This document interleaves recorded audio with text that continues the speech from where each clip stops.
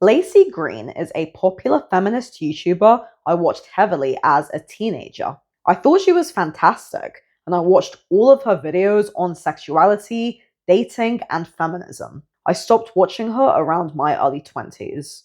Laci is a champion of sex-positive feminism, an offshoot of liberal feminism. This philosophy advocates sexual freedom and bodily autonomy for women, and challenges the patriarchal assumptions of sexual expression being oppressive to women.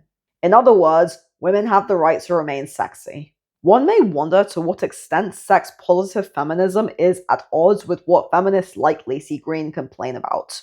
That is, sexual objectification. Women should be able to have sexual freedom and be sexually risque, but simultaneously, adults performing and usage of sexualized female bodies in adverts is a form of sexual objectification. This is where feminism gets confusing. My name is Zarina Matcha, and you're watching The Rational Female. If you enjoy my content, give the video a like and subscribe to my channel. To understand how sex-positive feminism came about, we need to look at the rise of second-wave feminism and the sexual revolution. In 1963, Betty Friedan published The Feminine Mystique, largely inspired by Simone de Beauvoir's book The Second Sex. This kicked off the second-wave feminist movement. Friedan was largely addressing bored, middle-class suburban housewives who apparently were chained to the kitchen sink in the post-war era. Sexual liberation was not Friedan's primary concern. Helen Gurley Brown was a key figure in kicking off sex-positive feminism. She published her seminal text, Sex and the Single Girl, in 1962, which later influenced Sex and the City. She was heavily disliked by other feminists like Betty Friedan and Kate Millett due to her approach focusing on pleasing men, reinforcing beauty standards, and consumerism. Radical feminism of the 1970s and 80s was largely against porn, sex work, and strip clubs. Sex-positive feminism really took off in the 1970s, largely as a response to anti-porn radical feminism. Key figures of sex-positive feminism included Gail Rubin, Betty Dodson, Carol Queen, and Ellen Willis.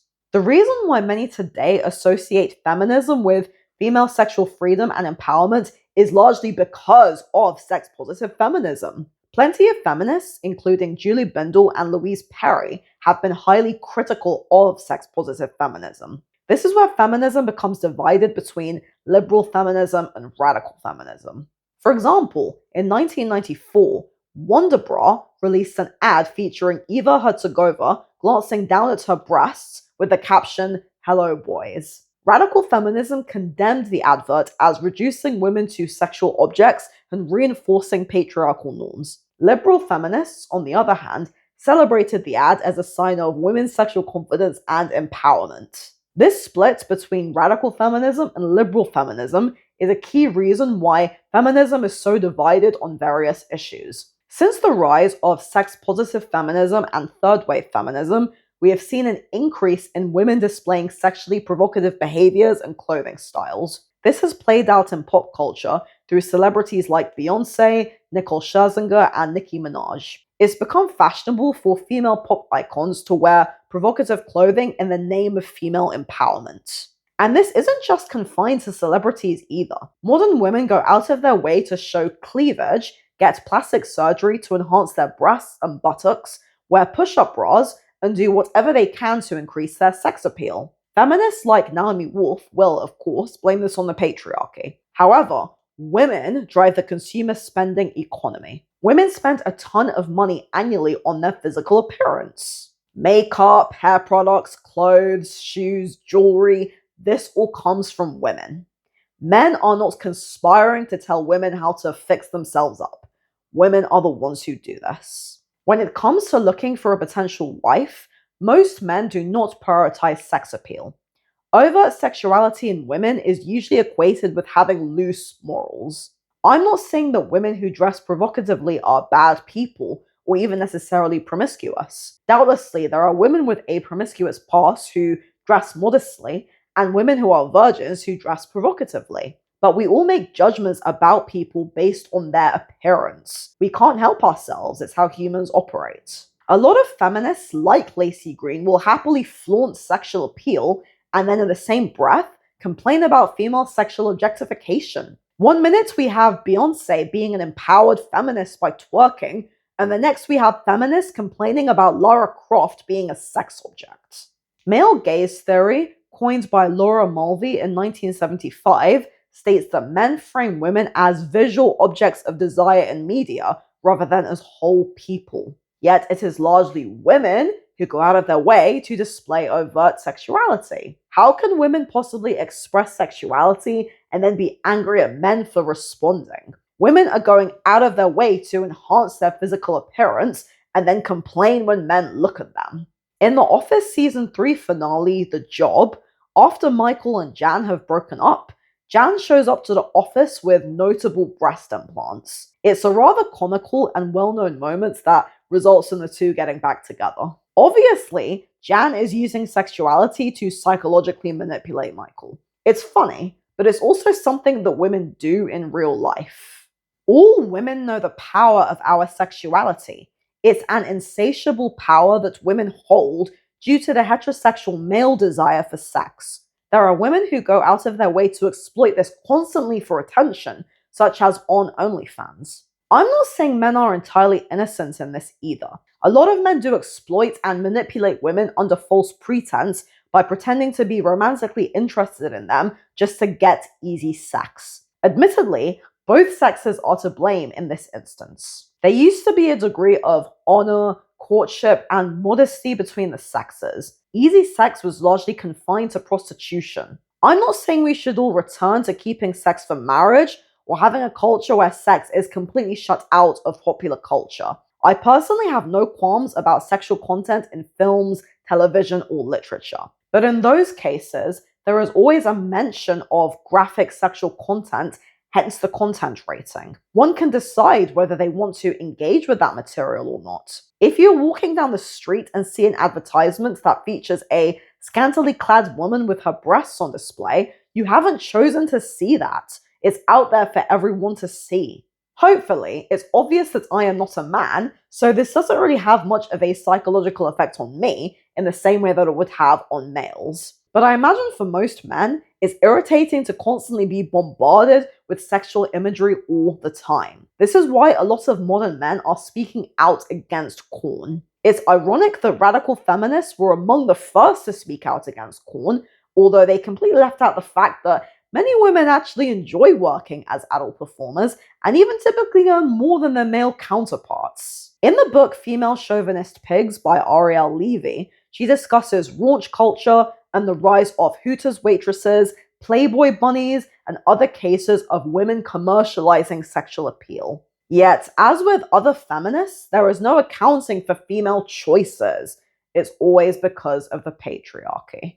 A lot of self-described liberal feminists argue that women making themselves sexually desirable is pro-feminist and a sign of female empowerment because it is challenging the narrative of women being seen historically as sexually pure and chaste. It's basically what Helen Gurley Brown was pushing for. This is exactly what Ariel Levy and Louise Perry argue against in their books. But they fail to hold females accountable because, as always, it's men to the left because women are always right.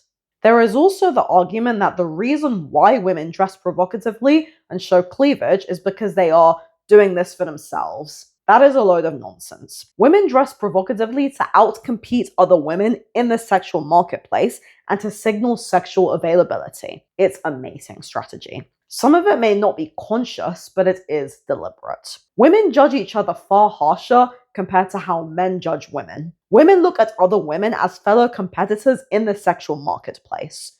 This is totally natural and evolutionary. Women dressing modestly instead of provocatively actually reinforces female camaraderie because instead of women seeing each other as sexual competitors, women can respect one another as fellow individuals who are selling character instead of sexuality. Studies have shown that women tend to judge women who dress modestly more positively than women who dress provocatively. This is actually an argument that many religious women make in favor of dressing modestly. They claim that it reinforces good moral character and makes women more respected as people rather than as potential sexual objects. I am not here to say that women should never dress provocatively or even tell women how to dress. There are certain times that provocative dressing may be appropriate, such as in a nightclub or on a beach. But it definitely shouldn't be the standard at work or in education. People's definition of provocative also differs. In Western societies, people usually wear less clothing when it's boiling hot outside. That's normal. Wearing short clothing isn't necessarily equated with being sexually provocative. I would argue that shorts in the summer may not be perceived the same way as a low-cut mini dress at work. Molotov Cocktease is a character in the Venture Bros who dresses in an overtly sexually provocative way and uses her sexuality to manipulate men. She is particularly good at utilizing this skill on the main character, Brock Samson, who is madly in love with her. The same can be said for Catwoman, who has an ongoing love-hate relationship with Batman in the DC comic book series. Catwoman's sexuality is a large part of her character, and again, she utilizes this to her advantage. I am a happy owner of the Jim Balint comics, by the way. The femme fatale is a popular trope in fiction who uses mystery and seduction to lure men to danger. This archetype can be traced all the way back to ancient civilization, with goddesses like the ancient Sumerian goddess Inanna. In the Iliad, Hera uses her beauty and sexuality to distract Zeus from the Trojan War. Goddesses in mythology have often been depicted with beauty and sexual appeal as something they use to their benefit. This blatantly shows a very real power that women have always held over men. It's one of the many reasons why claiming that women were historically oppressed by men on the basis of being female is ludicrous. There is no accounting for feminine strength and power that differs from classically masculine positions of power. Ultimately, women are the ones who sexualize themselves.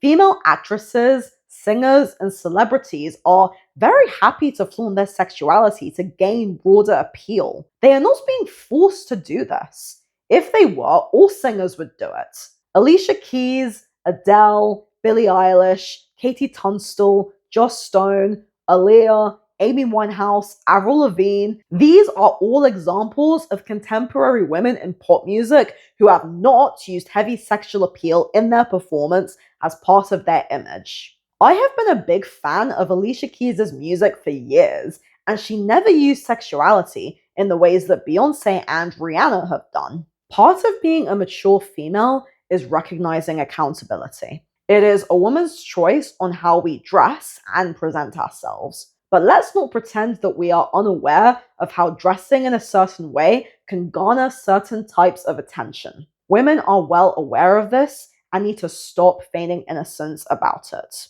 Do let me know your thoughts on this below. For regular essays critiquing feminism, follow my Rational Female Substack. Link is available here or in the description below. To support the channel further, consider buying me a coffee via this link. Your support really helps me out a lot.